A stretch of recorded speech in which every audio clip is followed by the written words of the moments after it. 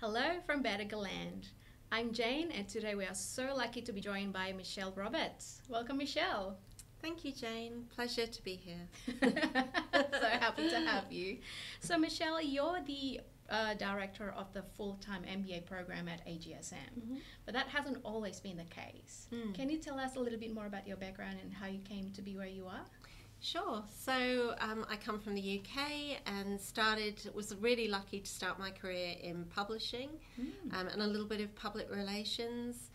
And then ended up working for an international publishing house, became their marketing manager, and then they wanted to set up a division in Australia, so they moved us from London to Australia, which was the easiest decision I've ever made. Originally we just thought 2 to 4 years probably, and then you see this beautiful land, you meet these people, and of course you can never go once you've come.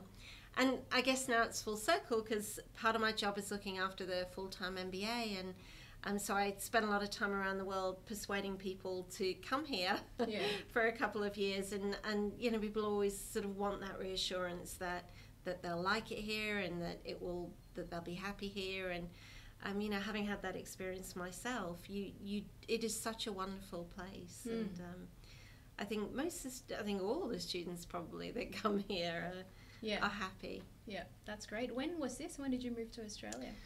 Oh, that would be probably somewhere between 25, 30 years ago now. Oh, wow. Okay, so before kids.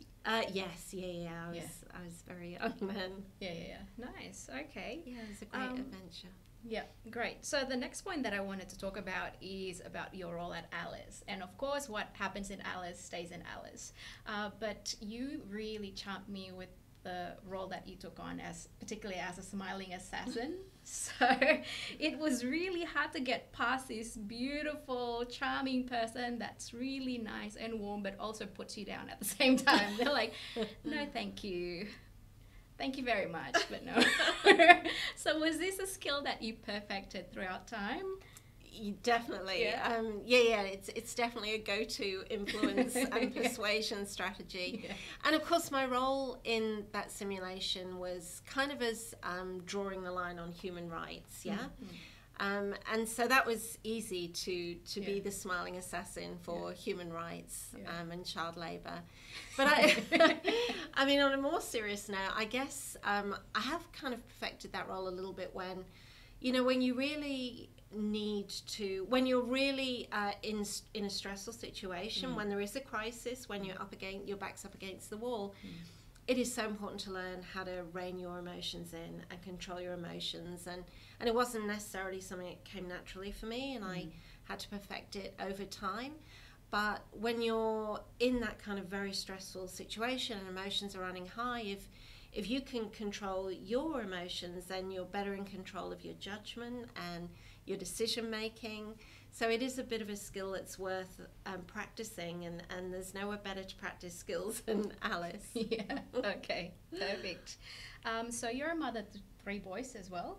Yeah. How have you been able to juggle both family and career demands? Yeah, oh look, it's been hard. It is, such a hard challenge to be a parent and to have children. That,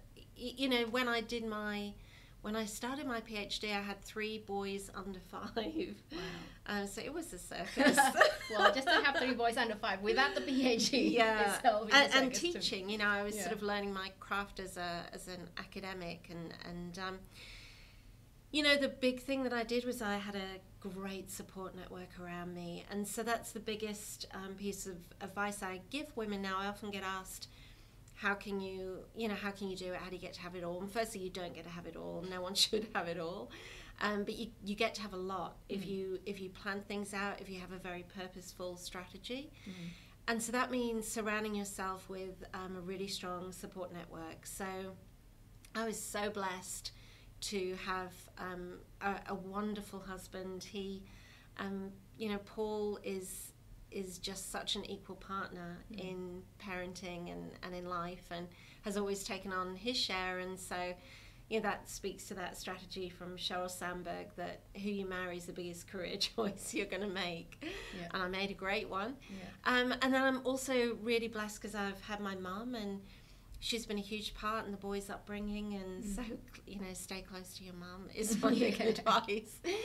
So that support network is what makes it possible. But I said you can't have it all, but you can have a lot. I mean, early on, I couldn't attend conferences. That was just a bridge too far. And I couldn't be out there networking and doing the things that I'm always telling you are so important for career progression. But I can do those things now. So you have to sort of take a long view and just build slow and steadily, and you'll get there. Yeah. I really like what Simon Sinek mentioned. Everything is a trade-off. Yeah. There's no such thing as work-life balance. It's just a trade-off, and you stage where you want to trade it off, because it doesn't have to be the same equation all the time. Various stages of your life demands various things. So and I wouldn't have it any other way. I wouldn't have done it any differently. So it's going to be hard, but dig in. It will be so worth it. Yeah, that's awesome. So you have 3 boys, or 3 men now. 3 men. The first one is a consultant at McKinsey. The second one is a medical student, and the third one is currently studying medical science. What's your parental success secret? Because they're all so established, you're both so established. How did you make it happen? I am. Thank you for that, Jane. I am so proud of 3 beautiful men, the men they've become. I'm so proud of them. What is the secret? Obviously there is no secret. And even, thinking of giving parenting advice is generally a bad idea. But I think the things that we got right, if we got things right, it was just loving them unconditionally. We are a really close family. We spend a lot of time together, and we're there for each other. And we all really sort of buy into that, and have always been there to support each other. So that unconditional love, I think, is the foundation of everything. And then I think the other probably 2 very big elements that would be a major part of our house, and always have been, would be just reading and conversations. So we made a point of reading to them every day from the day they were born until long past they could read for themselves. And that time, sort of curled up together reading has been a really special foundation of our lives and their lives. And then the conversations, we have sat and ate a meal together every day of our lives, of their lives, and had real conversation. And I think, that creates a really sound basis for a good future. Is that the family ritual? You sit down together and have dinner and we just eat dinner together and we talk. And that, I think, has been a really important, valuable reason that we've stayed together, and that they have figured some stuff out. But it hasn't always been like this. I must tell you a funny story. Our boys were not keen on school. None of them. Way. No. Can't tell from where they are. No, they found it kind of boring and frustrating, but they found their way. But I remember that time where they were young, and every parent thinks, I've got to be doing this wrong. This can't be right. And I was with a surgeon. She's a world-class surgeon. She's changed her field and won lots of awards. And she was telling me how she was a horrible kid at school and the naughtiest kid on the mat. And it was a real epiphany for me that, you can have a child who can be, all over the place and not sort of really game on at school, but they grow into an extraordinary individual, as she did. And that, I think, is really important for all parents to know, is you're looking at your child in a snapshot in time. So focus on the big game and just keep emphasizing the values, and they will grow up to embrace them eventually. As you know, there was a Meet the CEO event yesterday with Shamara, with Ramanayake, and she was sharing one story as well. So she has, I think, 2 children. One of them, so her son just dropped out of UNSW. And she said, "My dropout son." Talk about that. And she said, I really like her perspective. She said, but he's not me. He's not an extension of me. He's his own person, and you got to let them make that mistake and find their own way in life, which I thought was very inspiring. Yeah, it is such a powerful realization. One person said to me, make sure that you don't your child is not your project. Yeah. And we were super busy, you know, we were always working, always studying, always reading. And so we made a decision that we would not supervise their homework. And very little homework got done, I'm going to say. And there were times when, you know, I sort of wondered about that. But we were too busy to police their homework and can't police their homework. And, you know, I remember our middle boy wanted to learn the piano and we paid for the lessons, but we said, it's up to you if you practice, but if you don't practice, we won't pay for lessons. So we've always left them alone to figure it out and to find that self-motivation. And it can take a while, but it absolutely gets there. It works, perfect. All right. So you're currently the ESG champion of the school. Yes. Why have you chosen this role? Oh, I can't imagine anything more important that I could do really with my time than to ensure that we're creating sustainable leaders. Sustainable and inclusive leaders, I think, is probably the most important thing that any university can be doing right now. So just making sure that ability to take all of the great work that's happening in the business school and amplify it and support it. It's just the most meaningful role that I have ever played. If there is one thing that all leaders can do to really bring this and make a change in the world in a very impactful way, what would that be? Oh, that's a great question, Jane. It's a great question. What could any leader do? I think it's about understanding the impact that you have on the world, your organisation, you as a leader, and really thinking about what is in my sphere of control, what can I influence, and then get on with changing that and improving it. So you can't necessarily turn, you know, the company around and change its strategy, reinvent its business model, but truly, what do I control, what do I influence, and how could I do that more sustainably? Okay, great. I just really want to thank you. I think you're a wonderful combination of this, you know, warmth, but also intelligence and empathy, just everything that we aspire to be embodied in one person. So thank you. Oh, thank you, Jane. Well, you inspire me too. I'm inspired by you every day with your connection to people and your storytelling, and the way you communicate is very inspiring. Oh, thank you. So before we close, I have prepared some questions. Are you ready for a quick fire session? Okay. Okay, so we have 2 minutes to answer these questions. Okay, gosh. Okay, ready? Who is your ultimate female role model? Female role model, lots. So I'm inspired by people all around me rather than, I think, anyone. You know, Shmara, amazing. I would probably say my mum. She loves so unconditionally, and she's also fearless. She's very independent. Okay. What's your power song?